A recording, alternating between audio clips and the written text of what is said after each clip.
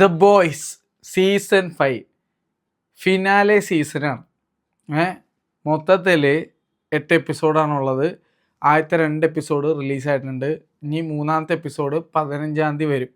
അത് കഴിഞ്ഞാൽ 4-ാമത്തെ എപ്പിസോഡ് 22-ാം തീയതി, 5-ാമത്തെ എപ്പിസോഡ് 29-ാം തീയതി, 6-ാമത്തെ എപ്പിസോഡ് മെയ് 6-ാം തീയതി, 7-ാമത്തെ എപ്പിസോഡ് മെയ് 13-ാം തീയതി, 8-ാമത്തെയും ഫിനാലെ എപ്പിസോഡ് മെയ് 20-ാം തീയതി. എൻ്റെ മോനെ ബ്ലഡ് ബാത്താവാനുള്ള ചാൻസ് ഉണ്ടെന്നാണ് എനിക്ക് ഫീൽ ആവുന്നത്. എനിക്ക് അങ്ങനെ ഫീൽ ആവുന്നത് ഒരു ഘോരഘന ബ്ലഡ് ബാത്ത് വരുന്നുണ്ടെന്നുള്ള ഒരു ഫീലാണ് എനിക്ക് ഇത് കണ്ടപ്പോൾ തോന്നിയത്. ഫസ്റ്റ് 2 എപ്പിസോഡ് കണ്ടപ്പോൾ ഒരുപാട് ഇന്നർ കോൺഫ്ലിക്ട്സ് വരുന്നുണ്ട്.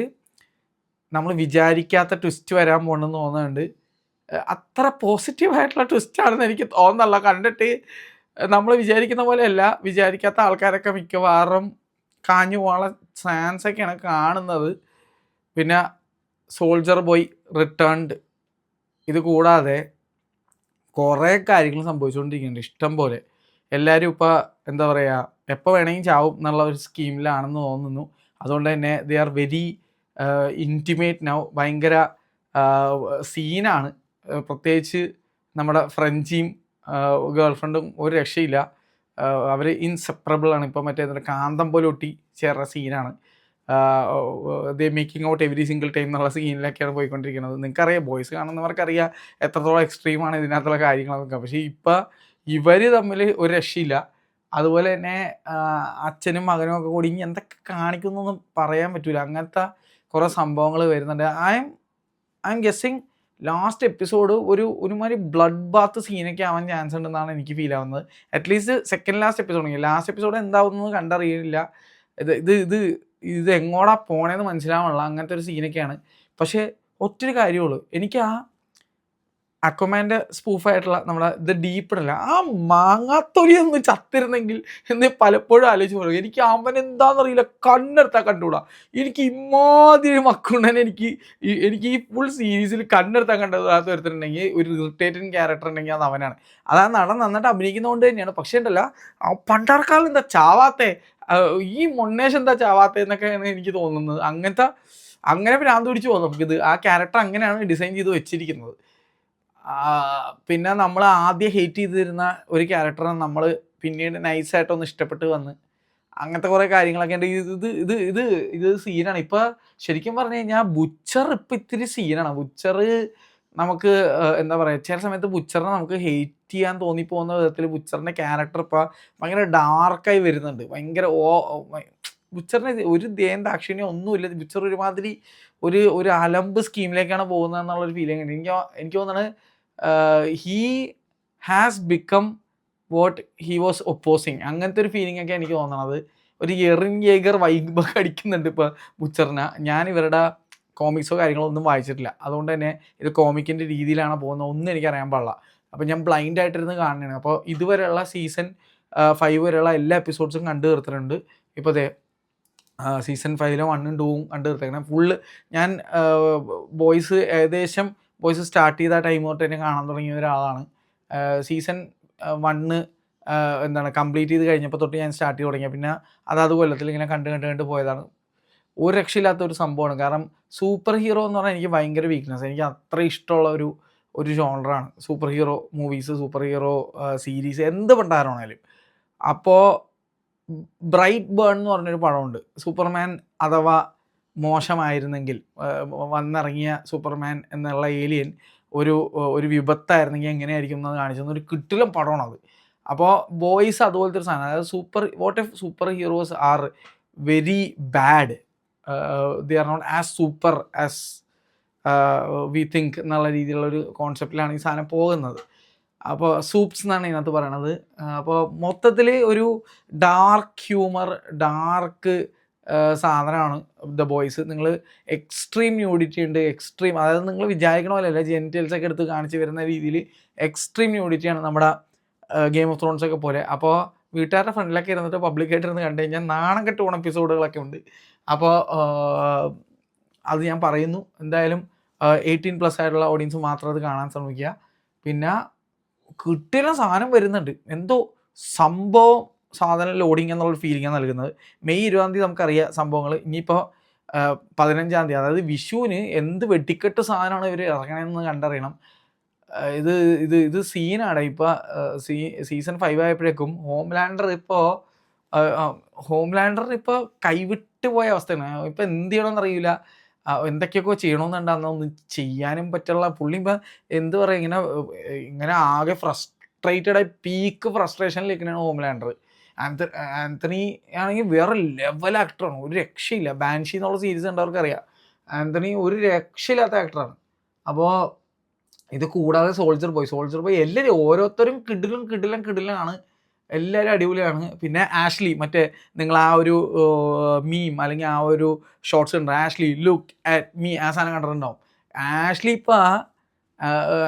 ആഷ്ലി ഇപ്പോൾ തന്ത്രപരമായ പരിപാടികളും സംഭവങ്ങളിലൊക്കെയാണ്. പിന്നെ സ്റ്റാർലൈറ്റ് ആണെങ്കിൽ ചെറിയ രീതിയിൽ അണഞ്ഞ ഒരു അവസ്ഥയാണ്. അതുപോലെ തന്നെ നമ്മുടെ എന്താ പറയുക, ബുച്ചർ ഗ്യാങ്ങിൽ എടുത്തു നോക്കുകയാണെങ്കിൽ മദേഴ്സ് മിൽക്ക് ഇപ്പോൾ ഒന്ന് ബോഡിയൊക്കെ പോയി ചുങ്ങി, എനിക്കൊന്ന് ജയിലിൽ കിടന്നുകൊണ്ട് മര്യാദക്ക് വർക്കൗട്ട് ചെയ്യാൻ പറ്റാഞ്ഞ ഒരു അവസ്ഥയായിരുന്നു. അതുകൊണ്ട് ഫ്രഞ്ചിയാണ് ഇപ്പോൾ വേറെ ലെവൽ, ഒരു രക്ഷയില്ല. ഫ്രഞ്ചി വെറുതെ സീനാണ്. എ ട്രെയിൻ അടിപൊളിയായിരുന്നു. പിന്നെ അതുപോലെ തന്നെ അടിപൊളിയാണ്, സത്യം പറഞ്ഞാൽ സൂപ്പറാണ്.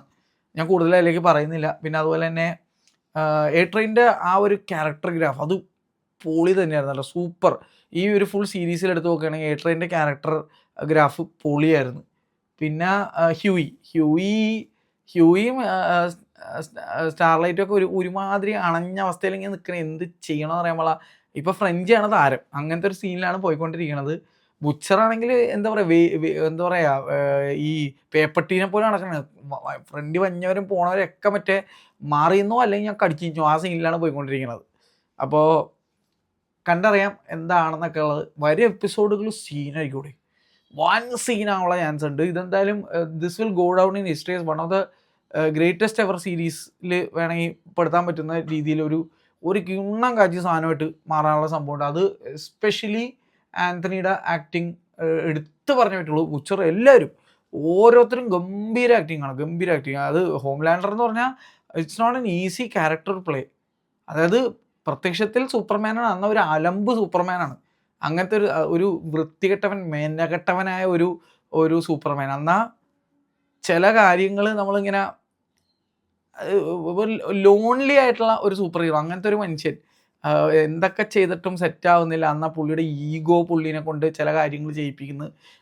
ഉള്ളിൻ്റെ ഉള്ളിൽ നോക്കി ചിലപ്പോൾ എനിക്കൊന്ന് എന്തെങ്കിലും ഒരു നന്മ ഉണ്ടാവുമായിരിക്കാം പുള്ളിയിൽ, പക്ഷേ പുള്ളിക്ക് അതിലേക്ക് എത്തിച്ചേരാൻ പറ്റുന്നില്ല. അങ്ങനത്തെ ഒരു ഭയങ്കര കോംപ്ലിക്കേറ്റഡ് ആയിട്ടുള്ള ഒരു ക്യാരക്ടർ, അന്യായ എക്സ്പ്രസീവ് ആയിട്ടുള്ള ക്യാരക്ടറാണ്. ഫേസിലൊക്കെ പലതരം എക്സ്പ്രഷൻസ് ഇങ്ങനെ മിന്നി പറഞ്ഞേക്കും. അത് നടൻ അമ്മാതിരി ലെവലിലാണ് ആക്ട് ചെയ്യുന്നത്. അത് ഏറ്റവും വലിയ രസം, ഈ നടൻ ആന്റണി സ്റ്റാർ എന്നുള്ള നടൻ റിയൽ ലൈഫിൽ ഭയങ്കര എക്സെൻട്രിക് ക്യാരക്ടറാണ്. എന്നാൽ ഹോംലാൻഡർ വേറൊരു തരം ക്യാരക്ടറാണ്, കുറച്ചും കൂടി എയർ പിടിച്ച് നിൽക്കുന്ന ഒരു ക്യാരക്ടറാണ് ഹോംലാൻഡർ. അത് പുള്ളി അഭിനയിക്കുന്നത് അയ്യോ ഒരു രക്ഷയില്ല. ഈ അടുത്ത് നെറ്റ്ഫ്ലിക്സിൻ്റെ ആണെന്ന് തോന്നുന്നുണ്ട്, ആമസോൺ പ്രൈമിൻ്റെ തന്നെ യൂട്യൂബ് ചാനലിൽ ഒരു ഇൻ്റർവ്യൂ ഉണ്ടായിരുന്നു. ഒരു ഇന്ത്യക്കാരൻ നമ്മുടെ സോൾജർ ബോയ് ആയിട്ട് അഭിനയിക്കുന്ന നടനെ ഒരു മുടിവെട്ട് കടയിൽ ബിഫോർ ആൻഡ് ആഫ്റ്റർ സ്കീനിൽ കാണിച്ച, കാരണം ആളുടെ മുടി ഭയങ്കര ഭംഗിയാണ്. അപ്പോൾ ആ ഒരു സീനിൽ കാണിച്ച ഒരു പെർട്ടിക്കുലർ സീൻ എടുത്ത് കാണിച്ചു കൊടുത്തപ്പോൾ ആന്റണി സ്റ്റാർ സൈഡിൽ ഇരുന്ന് ഹോംലാൻഡറായിട്ട് അഭിനയിക്കുന്ന നടൻ കേട്ടെന്ന് ചിരിയാണ്. പുള്ളി മറ്റേ എന്താ പറയുക, നൂലില്ല പൊട്ടെന്നൊക്കെ പറഞ്ഞ പോലെ കിടന്ന് പൂര ചിരിയാണ്. പക്ഷേ ആ മനുഷ്യൻ തന്നെയാണ് ഹോംലാൻഡറായിട്ട് അഭിനയിക്കുന്നത് എന്നുള്ളത്. ആ ഒരു stark difference when he becomes Homelander the character. അത് ഭയങ്കരം തന്നെയുണ്ട്. അപ്പോൾ എന്തായാലും Antony Starr what an amazing performer you are man. അത് ഓരോ തവണ ബോയ്സിൻ്റെ ഓരോ എപ്പിസോഡ് കാണുമ്പോൾ നമുക്കത് ഫീൽ ആവും. ബുച്ചർ പിന്നെ എനിക്കൊന്ന് കുറേ സിനിമകളിൽ കുറേ ഇതായിട്ട് ഈ ഒരു വൈബ് പിടിച്ചാണ് പോയിക്കൊണ്ടിരിക്കുന്നത്. എന്താണ് ഇനിയിപ്പം അച്ചാൻ്റെ വരാനിരിക്കുന്ന സിനിമയുണ്ട്, മോർട്ടൽ കോംബാറ്റ് പാർട്ട് 2. അതിനകത്തും പുള്ളി വർഷങ്ങളായിട്ട് കുറേ സിനിമ അഭിനയിച്ച് നമ്മൾ കാണുന്ന പുള്ളിനെ ഞാൻ ആദ്യമായിട്ട് ശ്രദ്ധിക്കുന്നത് എനിക്ക് തോന്നുന്നു ഡൂം എന്ന് പറഞ്ഞ സിനിമയിലാണെന്നുണ്ട്, റോക്കിൻ്റെ കൂടെ. അപ്പോൾ എന്തായാലും വരട്ടെ സാധനം, വിഷയം ഐറ്റം ലോഡിങ് വരാൻ കിടക്കുന്നു. വിഷു വെടിക്കെട്ട് മാത്രമല്ല, ഇത് തലകൾ തെറിക്കും, ബോഡികൾ ചെതറും എന്നുള്ളൊരു സീനിലാണ് ഇതിപ്പോൾ ഇങ്ങനെ പോയിക്കൊണ്ടിരിക്കണം. മെയ് 20 ഇതിൻ്റെ ഒരു കലാശക്കൂട്ടം ഉണ്ടാവും. അപ്പോൾ അതുവരേക്കും ഇനി ബാക്കിയെല്ലാം കണ്ടിട്ട് എന്തെങ്കിലും ഭയങ്കര ഔട്ട്സ്റ്റാൻഡിങ് ആയിട്ടുള്ള ഭയങ്കര എന്തെങ്കിലും ഒരു സംഭവം വരികയാണെങ്കിൽ ഞാനൊരു സെപ്പറേറ്റ് വീഡിയോ സെപ്പറേറ്റ് ആയിട്ട് ഇടാം. ഇല്ലെങ്കിൽ മൊത്തം കണ്ടതിന് ശേഷമായിരിക്കും ഞാൻ അഭിപ്രായം ഇടുന്നത്. അപ്പോൾ കാത്തിരിക്കാം. അപ്പോൾ എത്ര പേര് ബോയ്സ് ഫാൻസ് ഉണ്ട് അറിയണമെന്ന് ആഗ്രഹമുണ്ട്. അപ്പോൾ എല്ലാവരും നല്ല ദിവസം നേരുന്നു എല്ലാവർക്കും. അപ്പോൾ നല്ലൊരു വിഷു ആശംസകളും അഡ്വാൻസിൽ നേരുന്നു. അപ്പോൾ ശരി, ടാറ്റ.